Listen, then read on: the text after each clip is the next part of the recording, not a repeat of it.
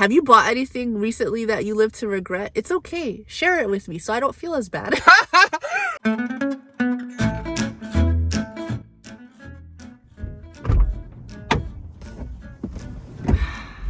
Hey guys, hope you're well. Tasha here.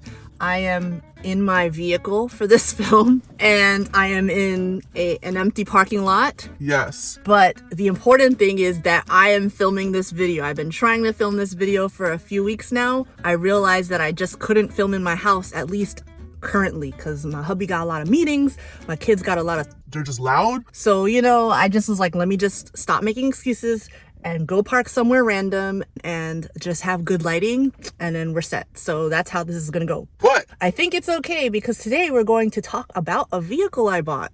Yes, so I've got my Wawa green tea latte, vanilla flavored, and I've got notes because it's a lot of talking and sometimes I get lost. So I've got notes for this one. Okay, so this is an embarrassing one to make, but I figured I should just be totally transparent with you guys. I'm a minimalist. But I still got some materialistic tendencies at times. And you know what? I have less stuff, but it's stuff that I actually use, and I'm still getting rid of stuff. So I think it's okay to, have high quality stuff that you still use. But this was a silly purchase because basically we were on a high from selling our house. Our plan was to buy a 5K to 10K Prius, but we kind of ended up buying a $24,000 Prius, which was not the plan. So that happened 6 months ago, and 2 weeks ago we sold it. So if you've been following me on my journey, basically decluttered my whole house 6 or 7 months ago, and then realized that we didn't want the house anymore. It was too big.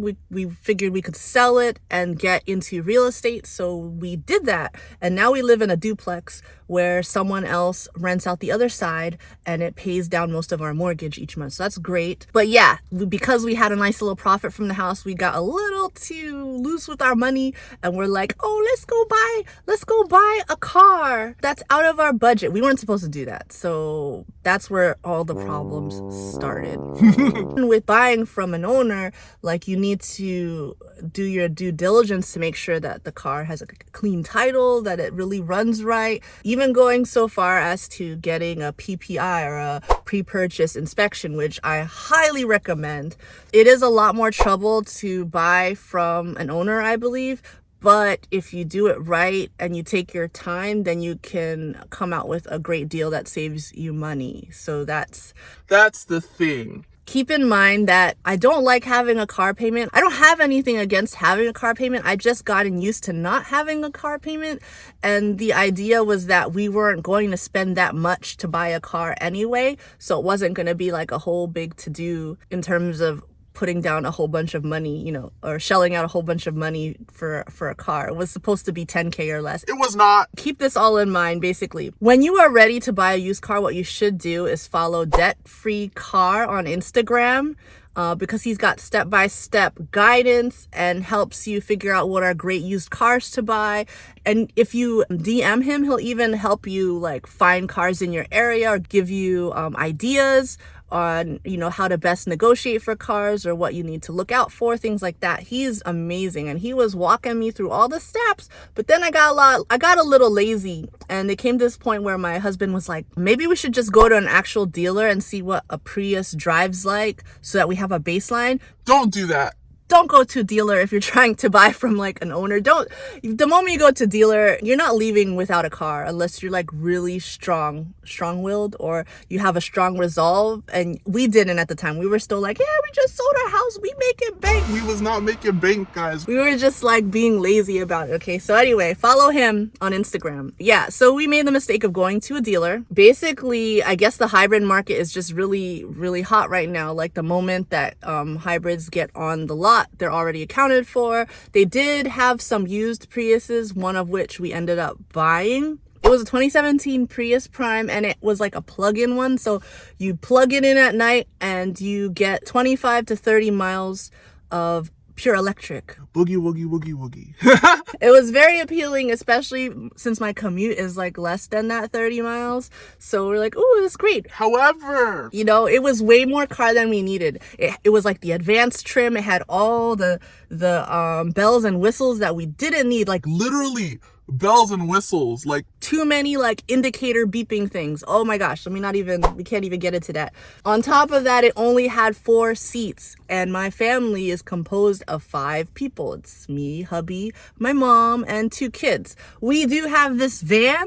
So that's kind of like where the salesman was really good. He was good at his job. He's like, do you have another car too? Like, are you trying to fit all 5 people in like a little Prius? Like, it's not even comfortable. Well, who's usually going to be using this car? Like, oh, you're going to use it to go to work? That's like most of the time, right? You're only gonna need like your van like a few times a week, right? Yeah, he was good. Whatever. it was new and shiny to us, right? And we were just like, oh, there's like a truck coming. Litter patrol. I'm not up to anything, guys. Yeah, we were just on this euphoria, and we were just like, yeah, cash money, whatever. And my hubby especially, he loves to do this thing to help justify whatever big purchases we make. We've just always, I can't blame it all on him, it's both of us. But he's like, you know, this will help you to drive to your job more comfortably. And the car salesman is right, you know, like most of the time we aren't all in the car. It's just you and our daughter that need to go to the school every few days. So we don't really buy a lot of stuff. And he's right, we don't really buy a lot of stuff anymore. So it was like, oh, we can have this one really nice thing.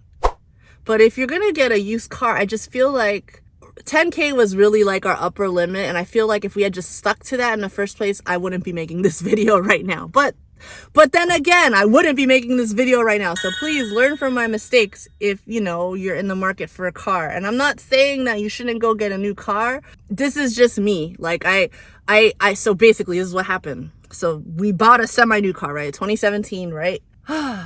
Little did we know we were gonna regret this, like, Instantly. there was actually a audio warning that kept coming on. Like, it came on while we were test driving, and the salesman was like, oh, don't worry, that will resolve itself once it gets a connection to something. I don't know what he was saying, but we weren't paying attention because we were like, we love the car. But every time we started turning on the car the next few days, it would come on, and it would be like so random, but it would be within the first like minute of turning on the car. It would be like this very long message, and it was very loud, and it was like, your communication module is not connected to the something. Please contact your dealer so that they can fix this error. Blah, blah, blah, right? So we contacted the dealer the next day, and he was like, okay, bring it back in. So he brought it back in, and then they kept our car for like a week. So we didn't even really have it for like a week, and they still couldn't fix it. So then they needed to order a part from somewhere. So it took a month for the part to come in, and then it came in. We brought the car in. It still wasn't fixed. And then finally, we brought it back in again. They had to like escalate this to the district office or something, I don't know, but we had to come in again, leave the car, and finally after about a month, maybe like 5 weeks, it was finally fixed. So that was our first issue, and that took like a month. So it was like a month of like unpleasant car drives, basically. It was like so stupid. Finally, after that resolved, I almost missed my friend who was yelling at me every morning. The car was yelling at me every time I turned on the car. I kind of missed her, but it was good that that was resolved. But then, like, honestly, on top of that, every time you reverse, there's a beeping noise, which isn't so bad, but then it's compounded by other beeping noises, such as like sensors that tell you if there's cross traffic, and then like sensors if you get too close to something else like in the back. And then if you're in a car wash and you're just minding your own business, you're just trying to wash the car in the car wash, oh my gosh, everything beeps. Everything, all the sensors are going off like, you are about to get crushed. Your life is about to end. Why won't you put on the brakes? Whatever, I don't know, everything comes on. And I just like, if this happens every time I go through a car wash, I can't do it. Like, there's no mute buttons or anything. Like, it's just too much stimulation. We already have too much stimulation from electronics in general, and then this is just no. And the screens were too big, it's too bright. I was like, what was I thinking? So, you know, I continued to drive this car, and it didn't bring me any joy. all I use my car for really is to get from point A to point B. I want to be comfortable in it, and I listen to audiobooks because I'm always learning, right? And I felt like aside from that, it wasn't offering anything additional. Yeah, it was cool to charge the car, but one day I'm going to have an all-electric car, but I'm not there yet. You know, I started to like invest more in other things, and I realized that I was basically driving around in like maybe 15K worth of car that I didn't need. Like it was just This 15K was like just stuck in this car. because I thought I needed it at the time, or I thought it'd be a good investment, you know, like just for comfort. It was not, like my heart just started like, it just felt like heavy. And it was a very tiny car. I don't think I mind being in a very tiny car, but I think it was just a little too small. Like, I don't know, something. It's just not right. It didn't check all the boxes from the beginning, and that should have just been my warning. Let's see, what did I tell you? Yeah, so basically all of that has been happening since, you know, for the last few months, and it just got to this point now. Now I'm also into NFTs. Everyone should learn about NFTs. I'm not trying to sell you anything, but it's also put to light like what I could be doing with my money rather than driving it around. If you're interested in that, I am going to put a link to a masterclass down below if you'd like to learn the basics about NFTs. None of this video is sponsored by anybody. It's not sponsored by anybody. But these are just all the things I've been like learning about in the last 6 months, blah, blah, blah, driving around this car that I didn't need. So back to the video. Just, you know, driving around In a pile of regret. And I think, you know, over time, I already regretted it. Like within the first few days, I already regretted buying this car, but I just like, you know what? We live and learn, right? It took my hubby a little more time to come around. He still was like, yeah, you know, it saves us lots of gas. And that's true. When it only costs like $20 to fill up the tank right now, and you only have to fill up the tank like once every 2 weeks, that's pretty cool. But it wasn't enough for me to be like, yeah, I needed this $24,000 car. It wasn't enough for that. Randomly, like a couple weeks ago, I was like, I wish I could just get rid of this car, even at like a slight loss, whatever. You know, the market is crazy right now for used cars. What would happen if I just asked for a quote for this car? Let's just see, right? So that's what I did. First, I asked Carvana. I like went on their website and I was like, yeah, it's pretty good condition. I've only had it 6 months, whatever, and put in all the whatevers. And they were like, we will pay you $21,400 for your car. I was like, oh, that's not bad, actually. You know, I bought it for 24. So 21, you know, 6 months of use, it's not bad, right? But then I was like, let me see what my car is selling for online.